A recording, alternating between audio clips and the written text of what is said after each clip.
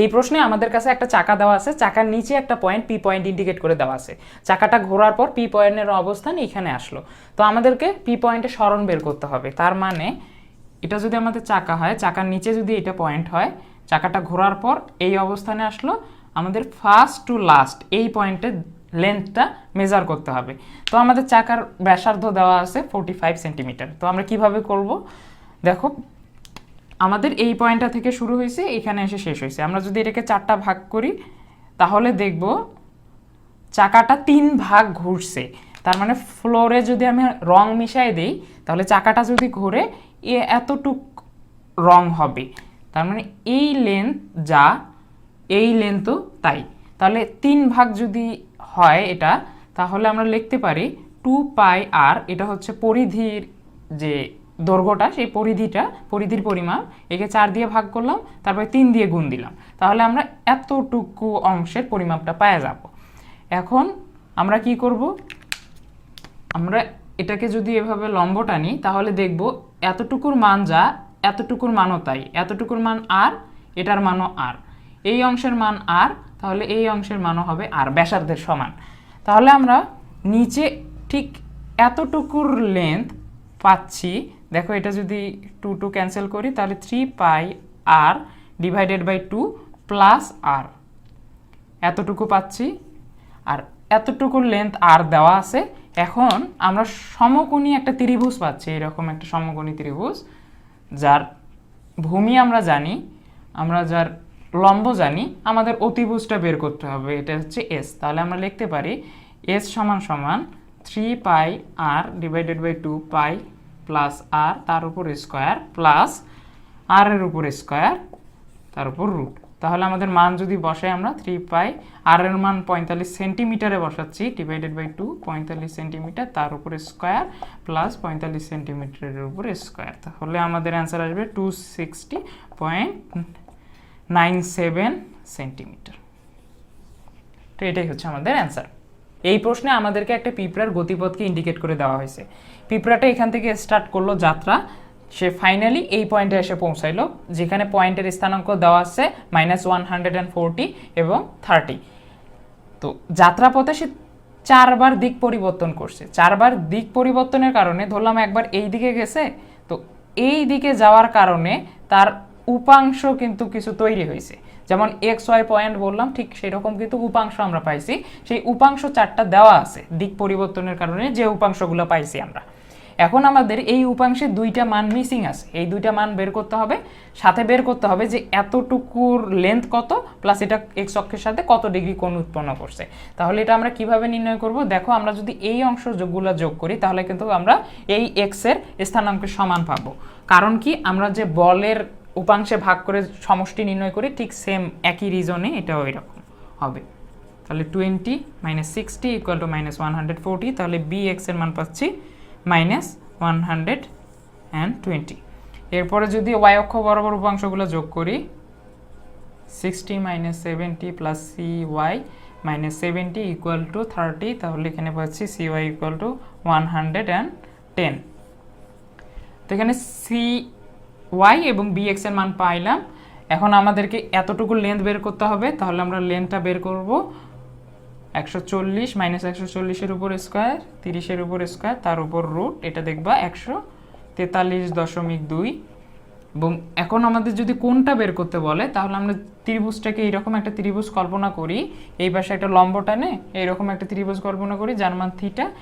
এখানে দেখো এতটুকু লেন্থ হবে 30, ভূমির লেন্থ হবে হচ্ছে 140, তাহলে থিটা = লিখতে পারবো tan ইনভার্স 30/140, তাহলে হচ্ছে 12.1 ডিগ্রি। এক্স অক্ষের ধনাত্মক দিকের সাথে যদি কোণ বিবেচনা করি, এক্স অক্ষের ধনাত্মক দিকের সাথে কোণ, তাহলে আমরা ডাইরেক্ট 180 ডিগ্রি থেকে 12.1 বাদ দিব, তাহলে 167.9 ডিগ্রি পাওয়া যাব। তাহলে এগুলো হচ্ছে আমাদের আলাদা অ্যান্সার। এটা হচ্ছে ডাইরেক্ট, এখানে যেহেতু লেন্থ কিসে মেজারমেন্ট করতেছে এটার একক বলা নাই, তাহলে এখানে জাস্ট একক লিখে দিলেই হবে। সামি আর শোভন 2 ফ্রেন্ড বোট রেসে অংশগ্রহণ করছে। যে নদীতে তারা বোট রেসে অংশগ্রহণ করছে সেই নদীর প্রস্থ 0.5 কিলোমিটার এবং নদীতে স্রোতের বেগ 5 কিলোমিটার/আওয়ার। দুইজনের নৌকার বেগই same 10 kilometre per hour, just দিকটা ভিন্ন, একজনের 120 ডিগ্রি আর একজনের 90 ডিগ্রি। প্রথম প্রশ্নে আমাদেরকে বলছে শোভন পার বরাবর ঠিক কতটুক দূরত্ব অতিক্রম করছে। তাহলে আমরা প্রথম প্রশ্নটা যদি দেখি, শোভন সোজাসুজি রওনা দিছিল, বাট স্রোত তাকে ঠেলে কিছু দূর নিয়ে গেছে, তাহলে তার ফাইনাল পজিশনটা হবে ঠিক এখান থেকে এই এতটুক দূরে, সে কিন্তু এই বরাবর গেছে। তাহলে এতটুকুর মান যদি আমরা এক্স কনসিডার করি, তাহলে এক্স এর মানটা আমাদেরকে নির্ণয় করতে হবে।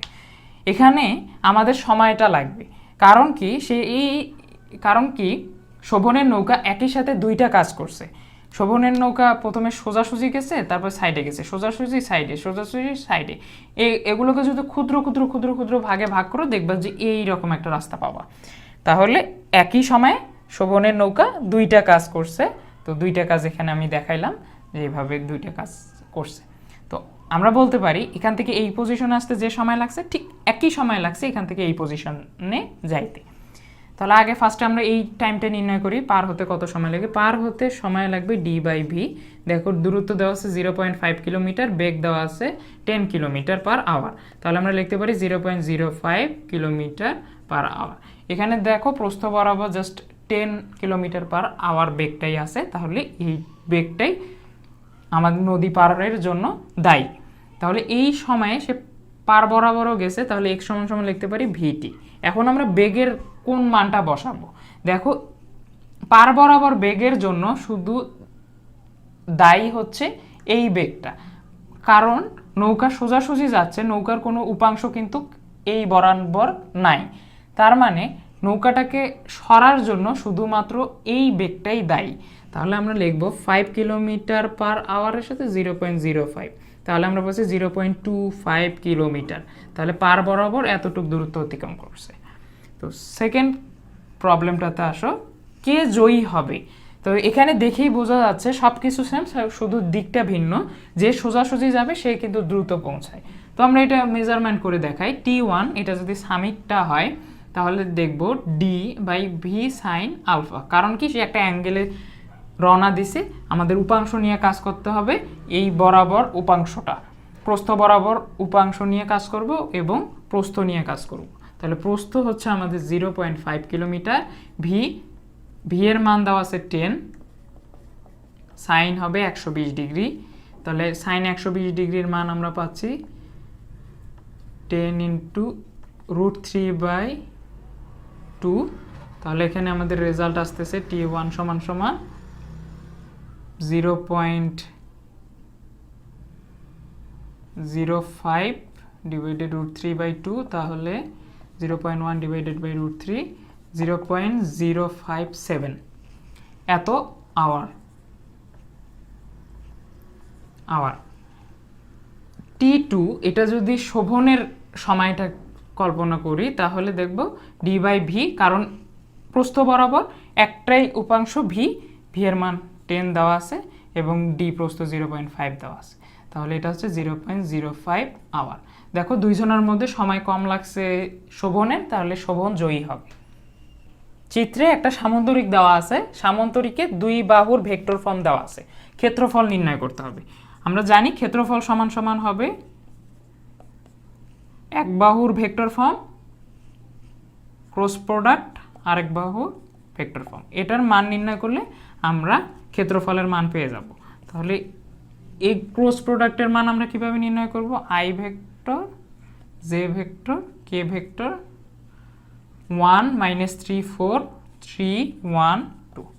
এটার যদি মান নির্ণয় করো, প্রথমে ভেক্টর ক্যালকুলেশন করে ভেক্টর ফর্মে আসবে, তারপর ভেক্টরের মান নির্ণয় করব, 10 √3 অ্যান্সার আসবে। এর পরবর্তী প্রশ্নে বলছে যে কর্ণের দৈর্ঘ্যটা কত। দেখো সামন্তরিক যেহেতু, তাহলে আমরা বুঝতে পারতেছি যে এই দুইটা ভেক্টর যদি যোগ করি তাহলে আমরা সামন্তরিকের কর্ণ পাবো।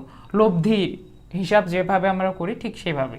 তাহলে আমরা এসি কর্ণ = লিখতে পারি 4i cap - 2j cap + 6k cap. এখন যদি মান নির্ণয় করতে বলা হয়, তাহলে মান নির্ণয় সমান হবে 4 এর উপর স্কয়ার, 2 স্কয়ার, 6 এর উপর স্কয়ার, তার উপর রুট, দেখবা 2 √14 অ্যান্সার। চিত্রে P পি আর কিউ দুইটা ভেক্টর দেওয়া আছে, রেফারেন্স লাইন সাপেক্ষে তাদের কোণগুলো দেওয়া আছে, আমাদের লব্ধি নির্ণয় করতে হবে। তাহলে আমরা লব্ধি যদি নির্ণয় করতে চাই তাহলে আর সমান সমান লিখতে পারি 10 এর উপর স্কয়ার প্লাস 5 এর উপর স্কয়ার প্লাস 2 ইন্টু 10 ইন্টু 5, তাদের মধ্যবর্তী কোণ হচ্ছে 75 মাইনাস 30 45 ডিগ্রি, তার উপর রুট। তাহলে এটার অ্যান্সার আসবে কত? 13.99। আর এত ইউনিট। পরবর্তী প্রশ্ন বলছে যে আমরা ভেক্টর দ্বয় একবার যোগ করব একবার বিয়োগ করব, তাহলে কি মান এবং দিক একই থাকবে কিনা। তাহলে বি এর ক্ষেত্রে দেখি যে পি যদি আমাদের এই ভেক্টরটা হয় এবং কিউ যদি এই ভেক্টর হয়, তাহলে আমাদের লব্ধি পাবো।